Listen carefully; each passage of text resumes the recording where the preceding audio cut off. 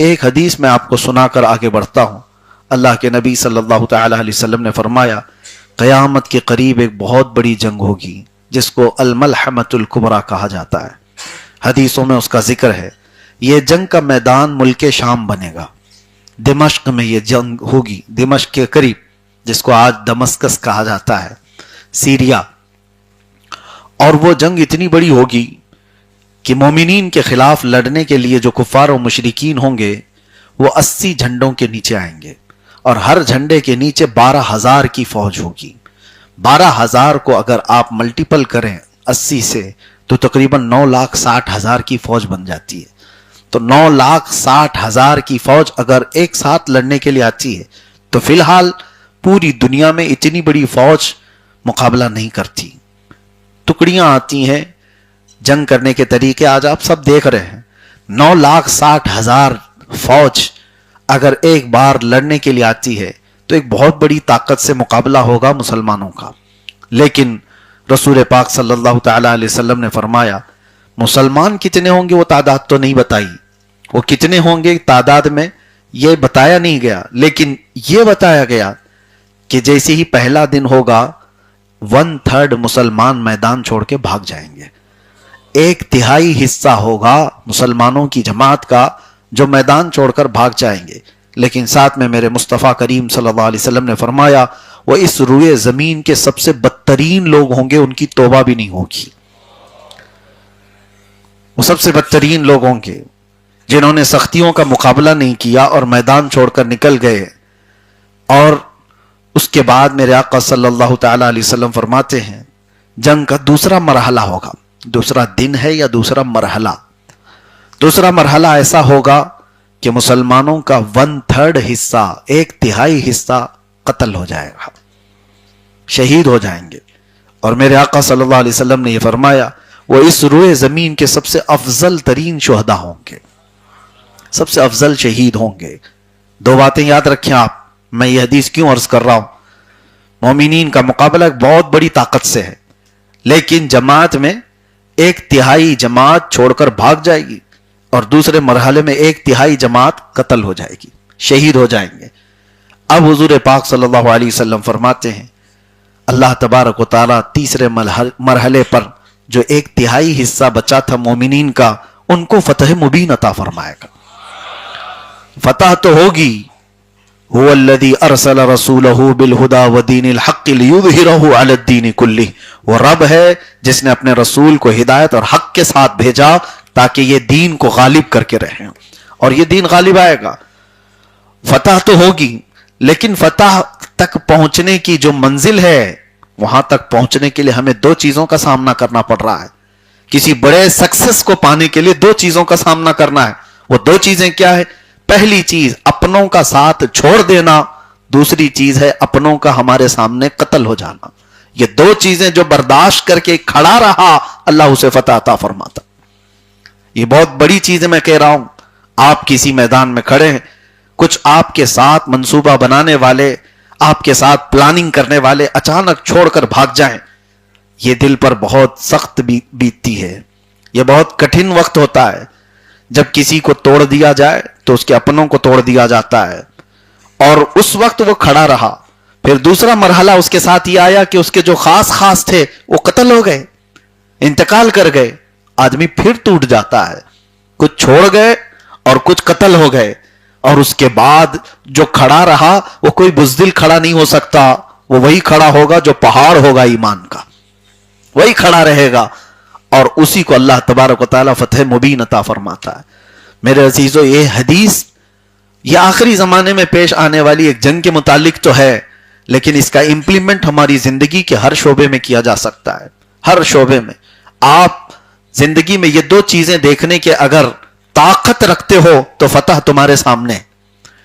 کچھ چھوٹیں گے اور کچھ چلے جائیں گے۔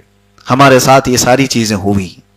ہم نے یہ مرحلوں میں بہت سارے لوگوں کو چھوٹتے ہوئے دیکھا اور بہت سارے لوگوں کو ٹوٹتے ہوئے دیکھا، اور ساتھ ہی کچھ لوگوں کو دنیا سے جاتے ہوئے دیکھا۔ جو چھوٹ گئے یا چلے گئے اللہ ان کا مالک، لیکن جو ہمارے ساتھ سفر میں رہتے رہتے وہ انتقال کر گئے، آج ان کے لیے میں दुआ गो हूं कि अल्लाह ताला उनकी रूह को सुकून अता करे। वो ऐसे लोग थे जो दामे दिरमे कदमे सुखने शाना बशाना हमारे साथ खड़े रहे। बसा औकात मुझे जमात में वो लोग आज नजर नहीं आते, वो आज कब्रस्तानों में सोए हुए हैं, जो मेरी महफिल के हाजिर बाश होते थे। हमारी जिक्र की महफिलों की रौनक भी हुआ करते थे। हर घड़ी हमसे पूछा करते कि किस वक्त जिक्र की महफिल है, और पहले आकर बैठने वाले वो आज कब्रस्तानों में आराम फरमा है। लेकिन सच बताता हूं, तन्हाई में कभी दुआएं करते हैं तो उन लोगों की याद आती है, तो अल्लाह की बारगाह में यूं अर्ज करता हूं कि मौला हमारी कोई नेकी कबूल है तेरी बारगाह में तो ये उनके दरमियान भी तकसीम फरमा दे, इसलिए कि वो सच्चे लोग हैं। मेरे आका सल्लल्लाहु तआला अलैहि वसल्लम ने अंसार की यूं ही फजीलत नहीं बयान फरमाई। मदीने के अंसार की फजीलत हुजूर पाक सल्लल्लाहु तआला अलैहि वसल्लम ने जितनी बयान फरमाई, आप देखें हदीसें, हुजूर फरमाते हैं सारी दुनिया एक तरफ चली जाए और अंसारे मदीना एक मैदान में जाएं, हुजूर फरमाते हैं अल्लाह का रसूल मोहम्मद अंसार के साथ जाएगा सल्लल्लाहु तआला अलैहि वसल्लम। हुजूर फरमाते हैं अगर सारी दुनिया एक वादी में हो और अंसार एक वादी में, तो रसूलुल्लाह अंसार की वादी में तुम्हें नजर आएंगे। हुजूर फरमाते अल्लाहुम्मा रहमिल अंसार व अबनाइल अंसार व अबनाई अबनाइल अंसार। हुजूर ने ये दुआ फरमाया, अल्लाह अंसार पर रहम फरमा, उनके बेटों पर रहम फरमा, उनके पोतों पर रहम फरमा। क्यों? अंसार के लिए हुजूर पाक सल्लल्लाहु तआला अलैहि वसल्लम ने फरमाया, वजह यह थी कि मक्का वाले जिस वक्त पूरे सहाबा को घरों से निकाल रहे थे, उन्हें मार रहे थे, पीट रहे थे, नबी आखिरुज़्ज़मान सल्लल्लाहु तआला अलैहि वसल्लम पर सोशल बाइकाट करके रखा था उन जालिमों ने। हुजूर ने पत्ते खाए हैं, चमड़े उबाल करके खाए हैं। हुजूर पाक सल्लल्लाहु तआला अलैहि वसल्लम के साथ हजरत बिलाल हबशी फरमाते हैं कि इतना हिस्सा हमारे पास मौजूद था जो सिर्फ बगल में छुपाया जा सकता है खाने के लिए, उसके अलावा कुछ नहीं था। और इस तरह के 3 साल गुजारे। इन हालात में जानते हो पूरी दुनिया तमाशे देखती, बड़े बड़े लोग भी मौजूद थे, लेकिन मदीने के अंसार ने अपने घर के दरवाजे खोल दिए थे। जब नबी पाक सल्लल्लाहु तआला अलैहि वसल्लम तशरीफ लाए और उनके सहाबा आए, तो मदीने में कहीं भी ये बात नहीं आई थी कि ये लोग गांव छोड़ करके आए हुए हमारे यहां हैं। अंसार ने तो वो काम कर दिखाया था, अपने दरवाजे ही नहीं खोले, बल्कि अपनी जायदाद, अपने बागीचे, अपनी जमीनें सब उन मुहाजिरीन भाइयों को बता करके कहा, इतना अल्लाह ने मुझे दिया है, आज से आधा तुम्हारा आधा मेरा।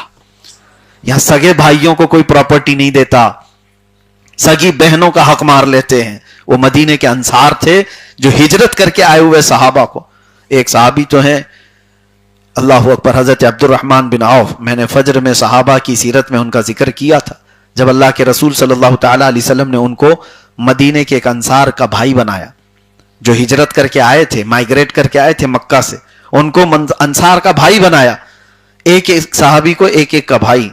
तो अब्दुर्रहमान बिन औफ को जिसका भाई बनाया, वो सहाबी इनको घर ले गए और बताने लगे, मेरे इतने बगीचे हैं, मेरी इतनी दुकानें हैं, मेरी इतनी जमीनें हैं, ये सब में आधा आधा तुम्हारा, आधा आधा तुम्हारा। हत्ता कि वो बोलते बोलते यहां तक कहे, मेरी 2 बीवियां हैं, एक को मैं तलाक दूंगा, इद्दत गुजारने के बाद उससे तुम निकाह करो।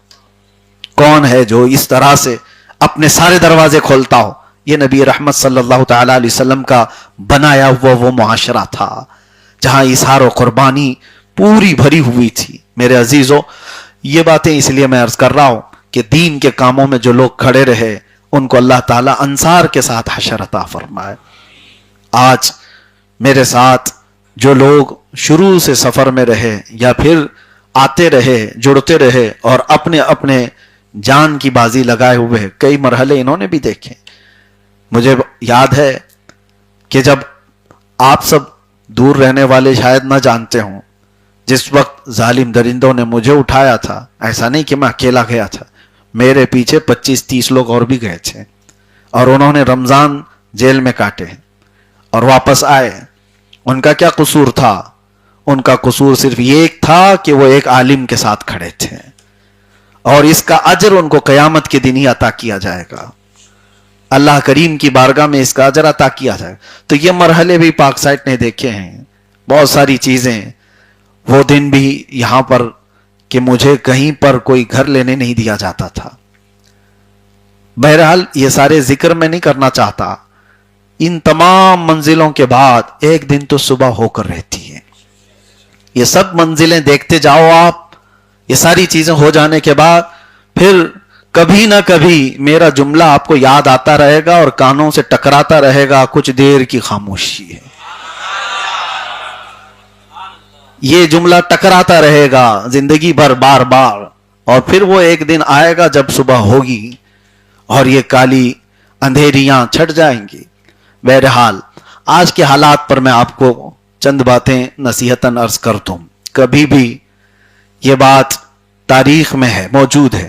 اللہ تبارک و تعالیٰ نے بہت چھوٹی طاقتوں سے بڑے بڑے ظالموں کا حشر پورا کر دیا، برا انجام کیا. فرعون کو مارنے کے لیے بہت بڑی فوج نہیں آئی تھی، پانی سے وہ ہلاک ہو گیا. نمرود کے متعلق کہا جاتا ہے ایک لنگڑے مچھر نے اس کے دماغ میں گھس کر اس کی پوری جان لے لی. اور اسی طرح سے جنگ بدر میں ابو جہل کو بڑے بڑے پہلوانوں نے نہیں مارا، 2 چھوٹے بچے معاذ اور معوذ رضی اللہ تعالیٰ عنہما نے کام تمام کیا. بہت ساری تاریخیں ایسی موجود ہیں. اور ہوتا کب ہے ایسے؟ قرآن کی آیت میں نے آپ کو شروع میں ہی پڑھ کے سنائی، لا تحسبن اللہ غافلا عما يعمل الظالمون. اللہ فرماتا ہے ظلم کرنے والے ہرگز یہ گمان مت کرو کہ اللہ بے خبر ہے. اللہ دیکھ رہا ہے.